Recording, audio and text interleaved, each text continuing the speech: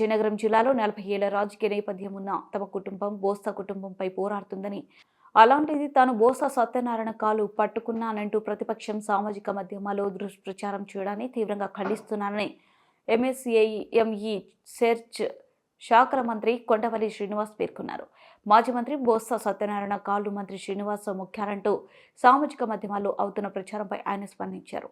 మంగళగిరిలోని తేదీపా కేంద్రం కార్యాలయంలో శనివారం మాట్లాడారు. అసెంబ్లీ సమావేశాల సమయంలో నవంబర్ 11న లాబీలో ఇతర ఎమ్మెల్యేలతో పాటు కూర్చొని ఉండగా బోసా సత్యనారాయణ అటువైపు రావడంతో అందరితో పాటు లేచి సంస్కారంతో పలకరించారని, అంతకు మించి ఏం జరగలేదని తెలిపారు. బోసా కుటుంబం విజయనగరం జిల్లా అభివృద్ధికి చేసిందేం లేదని ధ్వజమెత్తారు. జిల్లాలో బోసా కుటుంబం వల్ల అన్యాయమైన వాళ్ళు ఆ వివరాలను తమ దృష్టికి తీసుకొస్తున్నారని, వాటిపై చర్యలు తీసుకుంటామని మంత్రి శ్రీనివాస్ తెలిపారు.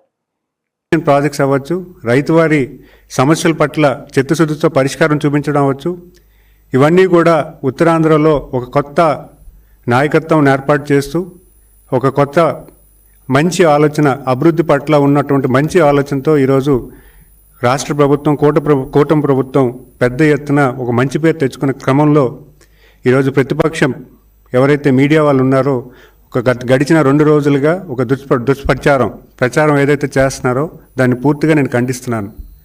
ఏదైతే వాస్తవాలు లేకుండా పూర్తిగా న్యూస్ ఏదైతే పబ్లిష్ చేస్తున్నారో, ఒక సోషల్ మీడియాలో మొదలైన న్యూస్ని వ్యతిరేకించి ఒక పెద్ద ఎత్తున దాని సెన్సేషన్ క్రియేట్ చేస్తూ యువ నాయకత్వాన్ని, అలాగే జిల్లాలో ఏర్పడినటువంటి ఈ కొత్త నాయకత్వాన్ని బలహీనం చేద్దామన్న ఆలోచనతో ఈరోజు ఒక దుష్ప్రచారం చేస్తున్నారు. ముఖ్యంగా ఆ రోజు జరిగిన విషయం ఏంటంటే, ఈ అసెంబ్లీ నవంబర్ 11వ తారీఖున జరిగింది. ఆ అసెంబ్లీకి వెళ్తున్న క్రమంలో శాసనసభ్యులతో పాటు నేను కూడా కూర్చోవడం జరిగింది. అప్పుడే వచ్చిన ఆ బొత్స సత్యనారాయణ గారిని చూడంగానే అందరూ లేచి పలకరించారు. అది సంస్కారంతో పలకరించిన తప్పించి అక్కడ జరిగినటువంటిది ఏ క్రమం కూడా వాళ్ళు చెప్పినటువంటి పూర్తి స్థాయిలో అసత్య ప్రచారాలు తప్పించి దాంట్లో ఎటువంటి సత్యం లేదని నేను తెలియజేసుకుంటున్నాను.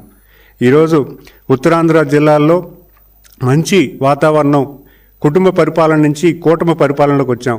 మీరు చూసుకుంటే గడిచిన 20 సంవత్సరాల్లో కుటుంబ పరిపాలనని పెద్ద ఎత్తున వాళ్ళు ప్రోత్సహించి విజయనగరం జిల్లాలో పెద్ద ఎత్తున వాళ్ళ తాలూకా కుటుంబ సభ్యులే ఒక్కొక్క కాన్స్టెన్సీ తీసుకొని వాళ్ళు నిలబడడం కానీ, లేకపోతే వాళ్ళ తాలూకా మనిషి నిలబట్టి పూర్తి స్థాయిలో భూదందాలు అవ్వచ్చు, లేకపోతే ఇసుక దందాలు అవ్వచ్చు, లేకపోతే లిక్కర్ దందాలు అవ్వచ్చు, పూర్తి స్థాయిలో వాళ్ళు కుటుంబ పరిపాలన చేసిన తరుణంలో ఈరోజు విజయనగరం జిల్లాలో ప్రజానికం అందరూ కూడా ఏకమై ఈరోజు మొత్తం వాళ్ళెవరిని కూడా గెలిపించకుండా కూటమి ప్రభుత్వం నిలబెట్టిన క్యాండిడేట్స్ని ఈరోజు ఏకతాటిగా గెలిపించిన ఈ క్రమంలో మీరు ఆలోచన చేస్తే వాళ్ళ తాలూకా పరిపాలన, వాళ్ళ తాలూకా లీడర్షిప్ని పూర్తిగా నిర్వీర్యం చేసే క్రమం మొదలైందని చెప్పుకోవాలి.